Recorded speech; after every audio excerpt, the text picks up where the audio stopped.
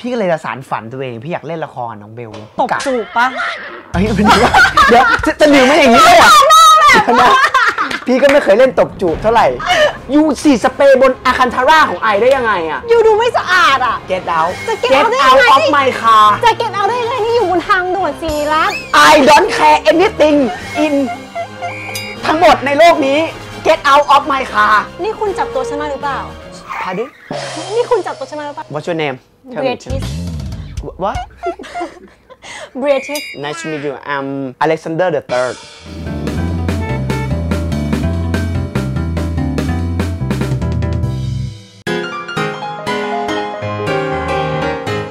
ไปไหนไม่ได้เดอะซีรีส์ของเราวันนี้ไปไหนไม่ได้แต่ว่ามีคนมาหา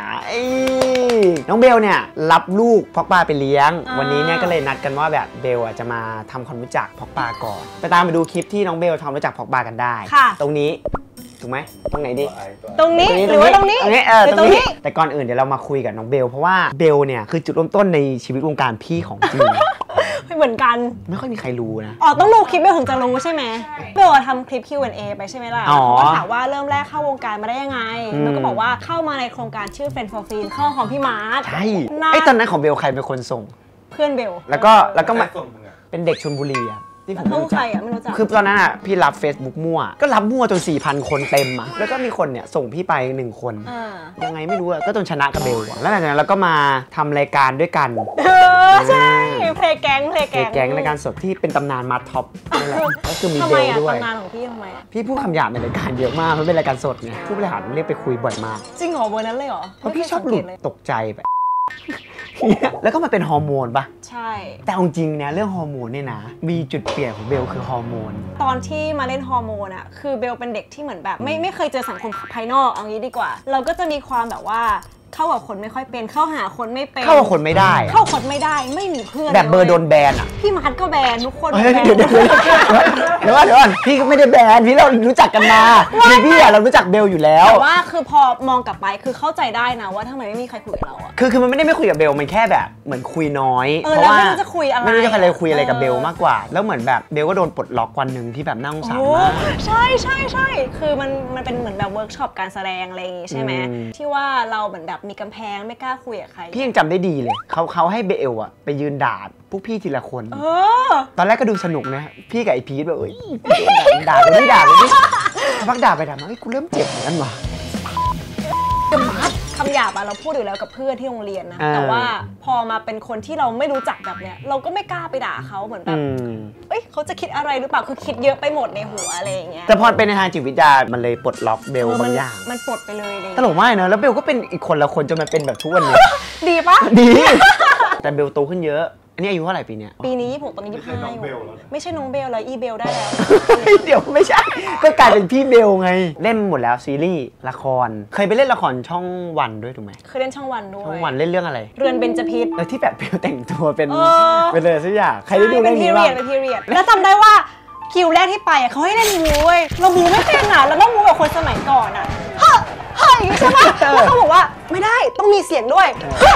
แล้วทำใส่กระโปรงอะเก็ตปะแต่ว่าต้องทำสิ่งนั้นน่ะเหมือนแบบสาวกากันยุคก่อนอะไรเงี้ยยุคก่อนแต่ก็ถือว่าเปิดโลกใหม่นะจากแบบผ่านซีรีส์ผ่านอะไรมาหลังจากนั้นช่องวันก็ไม่เรียกอีกเลย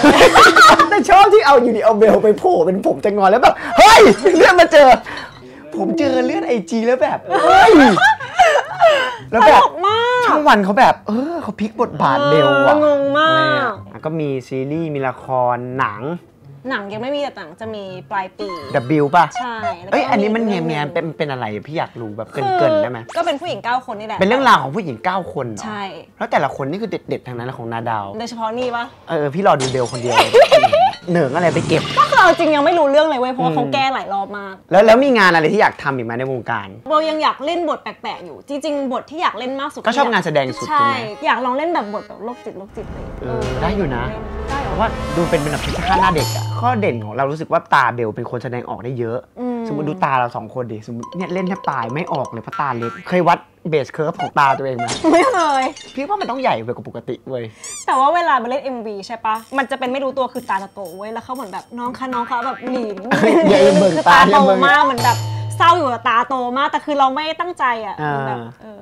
ถามถึงเบลแบบมุมมองของตัวเบลเองดีกว่าจากแบบเด็กๆวันแรกที่เรารู้จักกันจนวันเนี้ยเป็นยังไงตอนนี้เปลี่ยนไปเยอะไหมมันก็โตขึ้นตามอายุพี่มาปีนี้แบบ26แล้วอะแต่เบลว่าคือปีเนี้ยวัย25ของเบลมันแบบ ups and down มากๆเลยอะสวิงมันมีหลายเรื่องให้เหมือนแบบพุชให้เราต้องโตเป็นผู้ใหญ่มากขึ้นอะพอเรียนจบอะรู้สึกว่าเหมือนเรามีความรับผิดชอบมากขึ้นอะก็เลยเลิกขอเงินพ่อแม่ละไปเลยตอนนี้เลี้ยงดูตัวเองแล้วใช่ผ่อนรถอยู่เงินตัวเองเลยเงินตัวเอง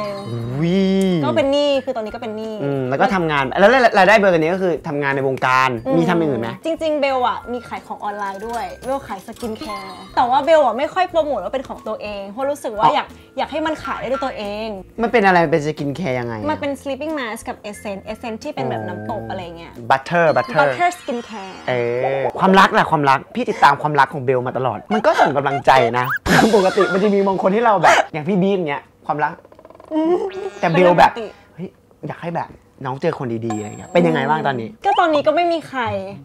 เลยเหรอไม่มีใครเลยศูนย์คือจะบอกว่านี่คือโสดในรอบ9 ปีก็คือแฟนคนแรกโบ7 ปีใช่ปะแล้วก็คนนี้อีกเกือบ3 ปีก็คือเลิกกับแฟนคนแรกวันหนึ่งอีกวันรุ่งขึ้นคบอีก2ไม่ก็คือมีเว้นนิดหน่อยตรงนี้น่าสนใจเพราะว่าปกติอะถ้ามันไม่โสดมานานๆแล้วมันมาโสดมันจะมีข้อแตกต่างเยอะมากแฟนเก่าคนล่าสุดอะเหมือนเขาเป็นคู่คิดเยอะมากกว่าเขาโตเป็นผู้ใหญ่อะไรเงี้ยเขาก็จะคอยแนะแนวแพทเวย์ให้เราอะไรเงี้ยแทบจะเป็นง่อยอะในบางทีเบลแทบจะไม่คิดอะไรเลยมันก็ดีแต่ว่ามันก็มีข้อเสียที่ว่าเราโดนสปอยแล้วเราก็แบบบางทีอาจจะแบบไม่ค่อยเห็นค่าเขาเท่าที่เหมือนแบบควรจะเป็นเหมือนแบบเราคิดว่าเขาจะอยู่กับเราตลอดอะแล้วเราก็จะไม่ได้แคร์ความรู้สึกเขาขนาดนั้นเราจะแคร์แต่ตัวเองอะเพราะว่าเราเคยได้มาตลอดเลยเข้าใจแล้วพอมาอยู่คนเดียวกับ9 ปีที่ผ่านเป็นยังไงโหตอนแรกคือทรมานมากเว้ยพี่เพราะว่าเราเป็นคนติดแฟนประมาณนึงถูกไหมใช่ก็คืออยู่เขาตลอดมันมีอะไรก็แชร์มีอะไรก็แบบไปถึงเบอร์ไหนแบบกินเป็นการกินเพิ่มน้ำหนักอย่างเงี้ยพี่น้ำหนักลดแบบจาก48ตอนนี้41นี่คือยังอยู่ในช่วงอกหักป่ะเนี่ยอยู่ในช่วงอกหัก3 เดือนเองแต่ว่าคุยได้เพราะว่าเราแบบเลิกกันดีคือเขาเลิกด้วยความเข้าใจมันคือมันกินไม่ได้นอนไม่หลับอันนี้ที่แล้วเราก็เล่น MV ทุกคืนจริงในรถห้องน้ำน้องเสียใจกอเพลงเศร้าๆเราต้องกอแค่ท่อนที่มันเศร้าให้มันเจ็บให้มันพออะไรอย่างเงี้ยเดี๋ยวนี้มันตรงว่ะมันตรงเรากอกลับไปก่อนแต่ความคิดเขาดีคือเขากอยำเพื่อดึงความเสียใจออกมาไปให้หมดใช่ไหมให้มันออกไปให้หมดความคิดดีเหรอคือเบลรู้สึกว่าเบลอยากเวสให้มันพอแล้วเราจะเหมือนแบบโอเคสตาร์ทเดือนใหม่เราเริ่มใหม่ละแต่ก็สตาร์ทมา3 รอบ3 เดือนแล้วก็ยังก็คือ move on ไปวงกฏไปเรื่อยๆมีข้อดีไหม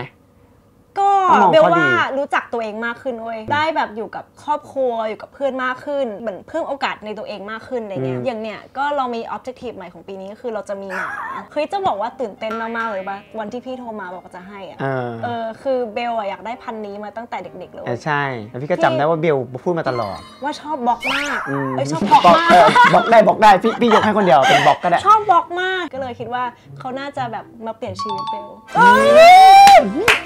มีลูกเพราะมีความหมายขนาดนี้เลยเหรอพี่วันนี้แหละที่จะชวนเบลมาเพราะว่าเราเนี่ยไม่ค่อยได้เล่นละครด้วยกันพี่ก็เลยจะสานฝันตัวเองพี่อยากเล่นละครน้องเบลเป็นละครซีรีส์บทบาทต่างๆถูกไหมซีนซุ่มตบจูบปะ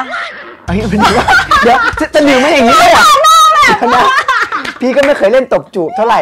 เป็นสุ่มแล้วมีโจทย์มาแล้วใช่ป่ะมีให้เลือก3 อย่างแรกคือสุ่มคาแรคเตอร์อย่างที่2คือสุ่มสถานการณ์แล้วก็อย่างที่3คือสุ่มสถานที่เกิดเหตุแล้วแบบผ่านไม่ผ่านก็เล่นใหม่แค่เล่นออกมาให้มันเป็นเรื่องให้ได้ครับเฮ้ยผมต้องมีแบบเอาชนะใจด้วยชนะใจพุ่งกลับคะแนนก็เอามาจากคอมเมนต์โอเคคาแรคเตอร์มีทั้งหมด4 คาแรคเตอร์ให้เลือกคนละหมายเลขค่ะ4เอาเบอร์ 1เบลเลือกเลข4แล้วกันเบอร์4 คาแรคเตอร์คือนางเอกขี้ระแวงแล้วก็รักความสะอาด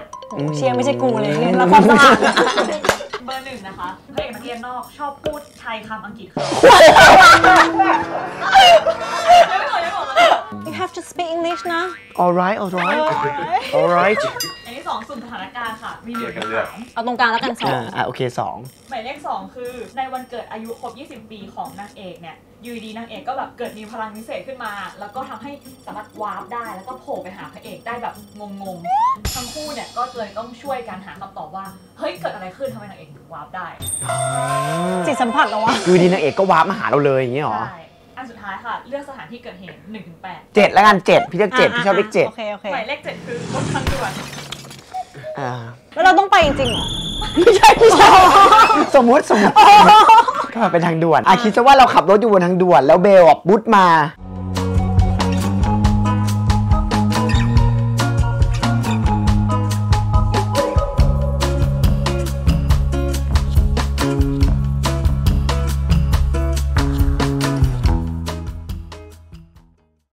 And I will always love you Thailand fucking traffic jam รถติดมากเลยไม่โอ้แล้วแดดดี้ก็รอไออยู่เนี่ย Oh my god เดี๋ยว Who are you คุณคือใคร Why you อยู่นี่อ่ะอยู่บนรถไอได้ไงนี่ Ferrari V16 แล้วยูเป็นใครมานั่ง My mommy ไม่เคยนั่งเลยนะ เมื่อกี้ไอเข้าห้อง เฮ้ย เฮ้ย ยูสีสเปรย์บนอาคันทาร่าของไอได้ยังไงอ่ะ ยูดูไม่สะอาดอ่ะ Get out จะ get out ได้ยังไง of my car จะเก็ตเอาได้ยังไงนี่อยู่บนทางด่วนสีรัตน์ I don't care anything in ทั้งหมดในโลกนี้ Get out of my car นี่คุณจับตัวฉันมาหรือเปล่า Pardon? นี่คุณจับตัวฉันมาหรือเปล่า Can you speak English? I don't understand ภาษาไทย ฉันพูดไม่ได้ ฉันแค่เข้าห้องน้ำเมื่อกี้อะเข้าแป๊บเดียวแล้วก็โผล่นี่เลยอะ แล้วเมื่อกี้ตอนคุณเข้าน้ำคุณทำอะไรคุณขี้หรือฉี่ มาอยู่ดีๆได้ยังไงอะอยากกลับไปขี้ไม่สุดเลย คือรู้เข้าใจหัวอก เดี๋ยวจะพาไปปูก็ได้ ระหว่างที่ไอจะพายูไปทอยเลทนะ What's your name? Tell me. British What? British Nice to meet you. I'm Alexander the Third. เรารวบรวมสติกันดีกว่า เพราะว่าเราต้อง find out ว่ายูเนี่ยทำไมยูขี้อยู่แล้วยูมาอยู่ตรงนี้ ในระหว่างขี้อยู่ British มันก็ เครื่องแรง sorry มีค้างอยู่ sorry calm down sorry calm down โอเค คือในระหว่างที่ฉันนั้นกำลังจะนั่งอยู่นั้น อยู่ดีได้มีแสงขึ้นมาจากชักโครก ทางเราตกใจมาก ก็เลย เกิดอะไรขึ้น อยู่ในรถ ลืม เราก็เลยก้มไปดูสักพักเราก็เลยหล่นลงไปในชักโครกแล้วขอเฮ้ I think my Ferrari เหมือนแบบความเร็วคล้ายรูหนอน ตอนไอไปเรียนที่ลอนดอนมันมีทฤษฎีนี้เหมือนกัน hyperloop you know hyperloop yeah เดี๋ยวไอต้องไปกินข้าวกับแดดดี้แต่ว่าแบบเดี๋ยวไอจะไปสามารถเซนยูที่โฮมได้ จะไปกินข้าวกับไอกันไหมเพราะแดดดี้ไอก็ใจดี my Alexander the second let's go คุณนะ sorry my Ferrari so fast ขอโทษนะ I don't like her เริ่มเปียกแล้ว wet ถ้ามีโอกาสขอไปเล่นละครดีๆนะอย่าให้มันเล่นอะไรอย่างนี้เลยวันนี้ขอบคุณมากที่มา ค่ะ แล้วก็ถ้ามีโอกาสจะชวนเบลมาใหม่ แต่ถ้าเมื่อกี้บทละครเป็นไงอยากเห็นละครเราคู่กันเป็นแบบไหนลองส่งมาอยากฟังคอมเมนต์แต่ละคน แล้วก็บทพระนามที่ผ่านไหม Alexander the Third กับ British เดี๋ยวเจอกันใหม่คลิปหน้านะจ๊ะ ไปก่อนบ๊ายบายจ้า ไปไหนไม่ได้เดอะซีรีส์นะครับ ยังมีอีกหลายๆตอนไปดูกันเลยสนุกมาก รวมไปถึงคลิปอื่นๆของช่องมีนาคมด้วยนะครับ แล้วก็กดไลค์กดแชร์ Subscribe มีนาคมด้วยนะจ๊ะ